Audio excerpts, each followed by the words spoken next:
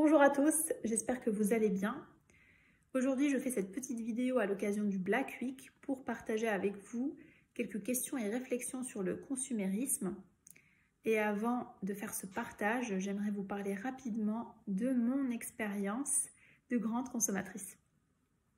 Il y a quelques années, j'étais donc une très grande consommatrice, j'achetais énormément d'objets inutiles, notamment des vêtements, des accessoires qui ne me servaient à rien à part à assouvir des désirs très éphémères.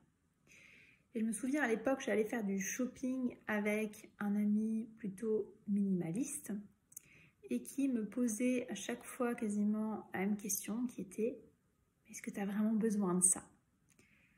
Et je l'envoyais bouler. Et je lui disais « Mais laisse-moi tranquille, j'en ai pas besoin, mais j'ai envie de l'acheter. » Et en fait, cette question me titillait. Elle m'embêtait, il y avait quelque chose qui se cachait derrière et que je n'avais pas spécialement envie d'explorer, en tout cas à l'époque.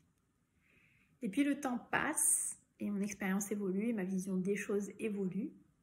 Et je me rends compte que quelle que soit la quantité d'objets que j'achète, il y a quand même toujours cette insatisfaction à l'intérieur de moi et que la satisfaction que j'ai des objets que j'achète, elle est très brève, elle passe très vite. Alors je me dis, je vais me remettre en question, je vais remettre en question ma façon de consommer et mon niveau de consommation. Certes, je peux acheter tant d'objets, mais est-ce que c'est vraiment nécessaire? Puis est-ce que je suis obligée de dépenser chaque centime qui rentre dans mon compte?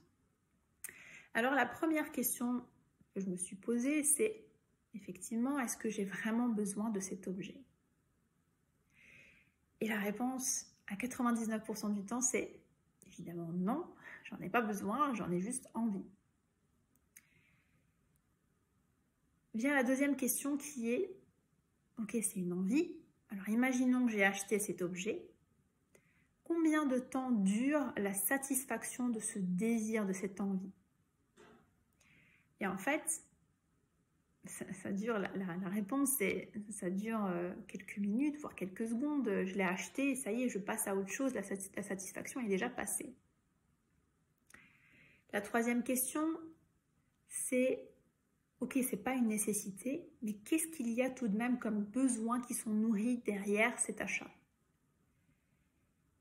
Et là, il y a plusieurs besoins en fait qui sont nourris. Ça peut être le besoin de me faire plaisir, besoin de divertissement. Et il y en a trois en particulier qui sont ressortis pour une certaine catégorie d'objets qui sont la reconnaissance des autres, l'approbation des autres et l'appartenance à un groupe de personnes. En fait, en achetant un objet d'une certaine valeur, c'est comme si ça me donnait de la valeur et ça me permettait de nourrir ce besoin d'appartenir à un groupe d'un certain niveau. La quatrième question, c'est qu'est-ce que je comble en achetant ces objets? Qu'est-ce qui est comblé? Et en fait, la réponse est simple, c'est je comble l'estime de moi-même. Il y a un vide, une espèce de vide affectif, émotionnel qui a besoin d'être comblé et je le comble en achetant des objets qui me donnent de la valeur, etc. Et vient donc la cinquième et dernière question qui est qu'est-ce que je peux faire d'autre pour combler, pour nourrir l'estime de moi-même? Parce que je vois bien que acheter des objets ne m'aide pas à combler l'estime de moi-même. Et la réponse est simple, mais pas forcément facile à mettre en place, c'est de m'aimer. C'est-à-dire qu'au lieu de nourrir l'estime de moi-même en allant acheter des objets, plutôt apprendre à m'aimer pour nourrir cette estime. Voilà, donc ça c'est les 5 questions qui m'ont permis de transformer ma façon de consommer et mon niveau de consommation. Je suis passée d'une très grande consommation de gaspillage à une consommation qui est très raisonnée, où je n'ai plus besoin de posséder quelque chose pour exister.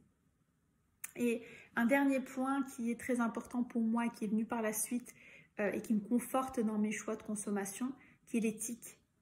C'est-à-dire que, en fait, quasiment toutes les marques qui sont sur le marché, beaucoup, pour pas exagérer, quelles qu'elles soient chères ou pas chères, elles ne sont pas éthiques. Et quand j'achète un objet de telle ou telle marque qui n'est pas éthique, j'adhère à cette absence d'éthique, j'adhère au non-respect de l'environnement, au non-respect de l'humain, au non-respect du vivant en général. Et ça, c'est pas en accord avec mes valeurs, donc ça me conforte en fait dans mes choix.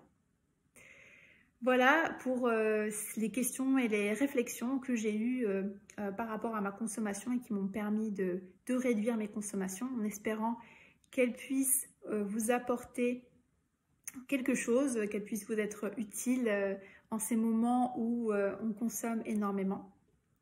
Je vous dis à tout bientôt.